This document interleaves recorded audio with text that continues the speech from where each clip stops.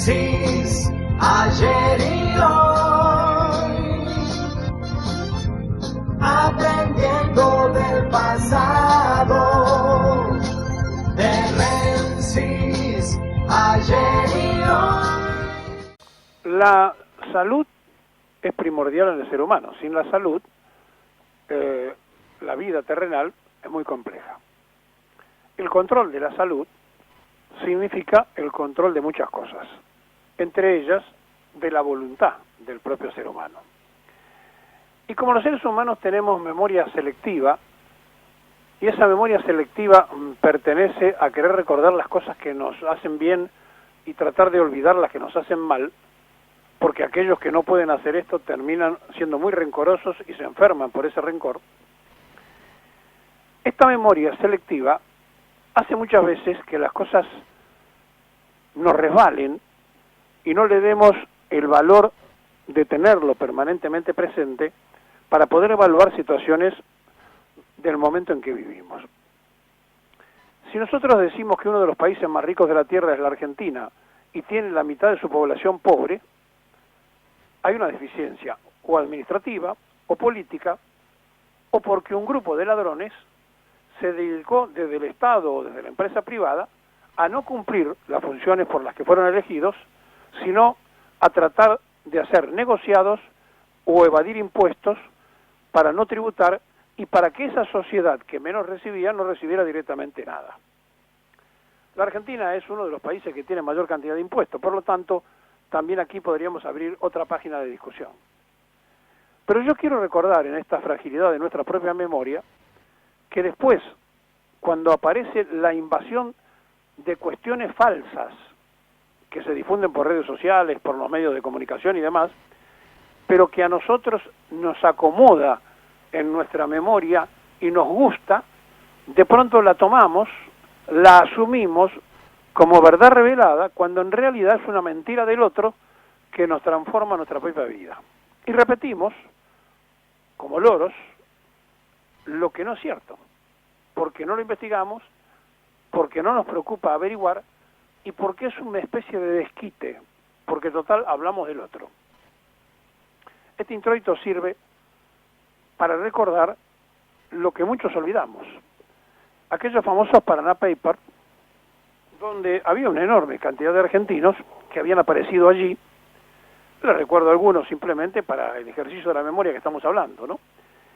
Esos Paraná Papers mostraban a Hito Mañeto, por ejemplo, el factotum de Clarín, a la Croce de Fortabat, a Carlos Blaquier, a Francisco de Narváez, a Alejandro Pagani, a Mario Pagani, Alfredo Coto, Alejandro Roemers, a Jorge Macri, el intendente actual de Vicente López, a Mauricio Macri, el expresidente de la República, a Daniel Angelici, a Alejandro de los Santos, ¿no? Bursaco, y paramos acá porque pues si no sería una larga lista. Entre ellos también figuraba un empresario que en la Argentina es nada menos y nada más que el dueño de la salud privada. Y entonces, cuando se vive un tiempo y un momento donde en el Instituto Patria circula un documento de un proyecto para cambiar el tema de la salud, que para poner en marcha el sistema de recuperación de las prestaciones realizadas por entes estatales y subsectores de las obras sociales y de la medicina prepaga, y dice, lo estoy leyendo textual, el subsector público obtendrá una remuneración por los servicios prestados a beneficio de la seguridad social y de seguros privados en caso de las obras sociales con las que se celebren convenios y se realizarán descuentos promedios de hasta el 33% de los valores del mercado o nomenclados, definición que pondré a consideración en el subtítulo, explica el autor del proyecto, del estado de la seguridad social y de los trabajadores a cambio de un sistema de cobro de automático de facturas desde la misma recaudación de la AFI con su defecto los pesos y todas las prestaciones que se hayan hecho, etcétera, etcétera. Es decir, trata de explicarse un proyecto de varias carillas, que lo tenemos acá hace mucho tiempo, que es el proyecto para hacer un sistema único de salud. Claro, hasta allí parecería muy factible de hacer. Resulta que la salud privada, la vez pasada se le había autorizado un aumento, el propio presidente volteó ese aumento del 7%, y salieron a hacer una cantidad de exposiciones diciendo de que estaban quebrados y que no podían funcionar más si no se le autorizaba ese aumento. Bueno, muy atendible por la sociedad y por los medios de comunicación, salvo que el que hacía esto, el que hacía de vocero de todo esto, era uno de los empresarios de la salud que justamente también figuraba en esa lista de los que tenían el dinero afuera, ¿no? Y estamos hablando de Claudio Alberto Velocopit, que nació el 13 de septiembre del año 61, es un hombre todavía joven, que está casado y tiene 2 hijos, una hija y un hijo, y que ha hecho un desarrollo notable, es un contador recibido en la Universidad de Belgrano, ha hecho un desarrollo notable y arrancó allá por 1989 cuando construyó la maternidad suizo-argentina. Ahora, cualquiera puede ser un empresario exitoso. Lo que pasa es que cuando él se transforma en vocero de la industria privada de la salud, y aquí tenemos que hacer algún reparo y explicar por qué. Ayer terminó de cerrar un paquete y se queda también con el 50% del Instituto Cardiovascular Buenos Aires. Hasta allí parecería que no es nada del otro mundo. Pero claro, si yo le digo que es el dueño de Suite Argentina Médica, o Suite Médica Argentina, usted tampoco se va a sorprender. Pero si le digo que tiene el Sanatorio Los Arcos, que también es propietario de la Clínica Olivos, de la Clínica San Lucas de Neuquén, también de la maternidad de Neuquén, que se llama también San Lucas, de la Clínica Zavala, de Suite Medical Center, de SMG Seguros, que son seguros de retiro, tiene más de 2,5 millones de aportantes, seguros de retiro y de seguros de vida.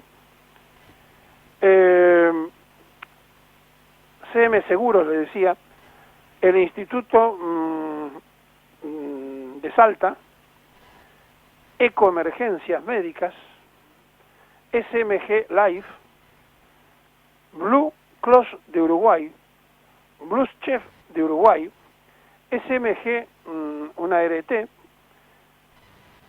SMG Ravel, y podemos seguir toda la mañana nombrando empresas, porque estamos hablando de un empresario que tiene una enorme cantidad de empresas de salud, también de seguro, pero que para asegurarse todo esto, también posee el 40% del Grupo América de Vila Manzano. Y ese 40% que él compra del Grupo América le hace llegar en su momento dinero fresco que le permite ahora a Manzano y a Vila ser dueño de Edenor. Todo esto arranca con la salud allá por 1989. Un empresario exitoso, nadie lo puede discutir.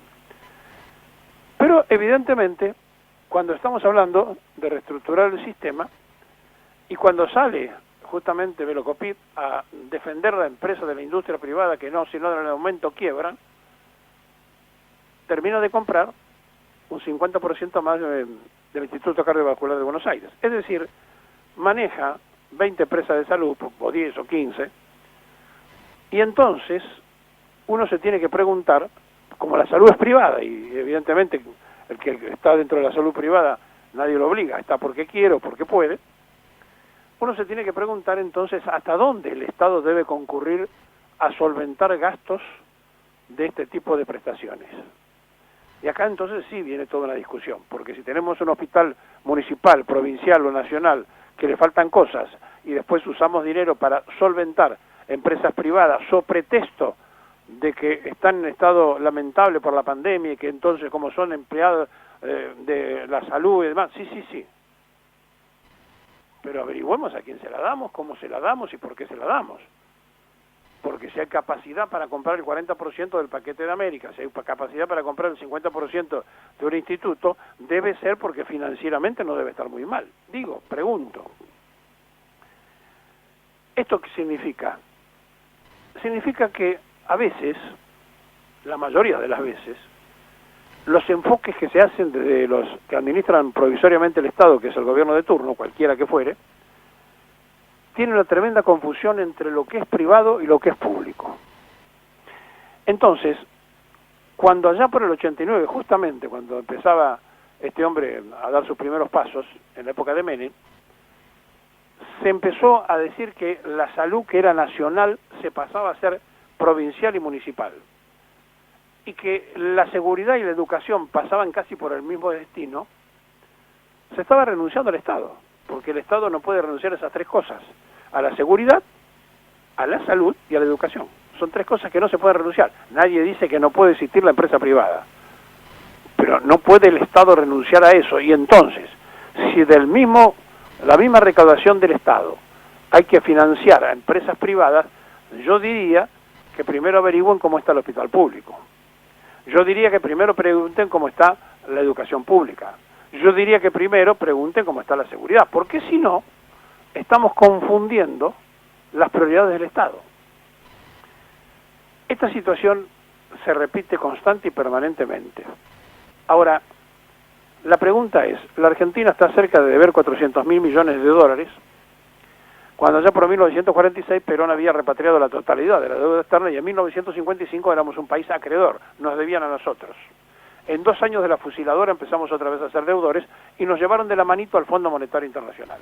Ayer, Georgieva, la nueva gerenta del Fondo Monetario, dijo que tuvo un diálogo muy fluido y muy positivo con el presidente de la Nación. Yo cada vez que el Fondo pondera los diálogos con cualquier presidente argentino tiemblo porque no sé a qué le llaman ellos positivos. Si le llaman positivo a reconocer los intereses y las cuestiones del Fondo, y desprenden de esa conversación algunas informaciones periodísticas que no sé si están chequeadas o son informaciones de los colegas que opinan, que está todo muy bien con el tema del déficit, pero que la Argentina no emita más. Es decir, ¿qué quiere el Fondo? Que nosotros sigamos comprando deuda en dólares para resolver problemas en pesos, cuando tenemos la maquinita de imprimir pesos y no tenemos que dar explicaciones a nadie. Es decir, nos quieren quitar la soberanía de emisión. Entonces, me viene inmediatamente a la cabeza cuando Domingo Felipe Cavallo asesoró a los ecuatorianos que debían dolarizar su economía, que también estuvimos a punto de hacerlo en Argentina. Los ecuatorianos perdieron el valor de su moneda, dolarizaron la economía, están igual o peor que antes y ahora no tienen signo monetario. Tienen que esperar que la Reserva Federal le mande la remesa que a ellos se les ocurre y los pobres ecuatorianos andan a los altos como cuando tenían su propia moneda. Entonces, estamos hablando de cuestiones muy importantes donde no hay que confundir lo que se dice con lo que se hace. Y como nuestra memoria es selectiva y muchos se olvidaron de los Paraná Papers y lo hicieron presidente Mauricio Macri, y muchos se olvidaron de los Paraná Papers donde estaba, por ejemplo, uno de los dueños de la salud privada, vocero de las entidades privadas de la salud, que dicen que si el Estado no socorre y no les permite el aumento, ellos no pueden seguir funcionando. Tendríamos que tomar algunas decisiones de orden de privilegio. Porque está muy bien que el gobierno de Fernández trate de resolver los problemas de todos, le mande ATP a todo el mundo, trate de resolver la financiación. Bueno, ¿saben con qué se hace eso? Con los pesos. ¿Sabe cómo se hacen los pesos? Con la maquinita. Y si el fondo le dice que eso no se puede hacer, estamos en un verdadero problema, porque entonces vamos a tener que comprar deuda en dólares para resolver problemas en pesos. Y esto no es lo que nos va a permitir levantar cabeza. De forma que estamos en un cuello de botella, pero con muchas cosas. Hemos perdido el orden y las prioridades. Y las prioridades en la Argentina tienen que ver con un 50% de gente pobre y con una minoría de gente rica que, entre otras cosas, maneja la salud.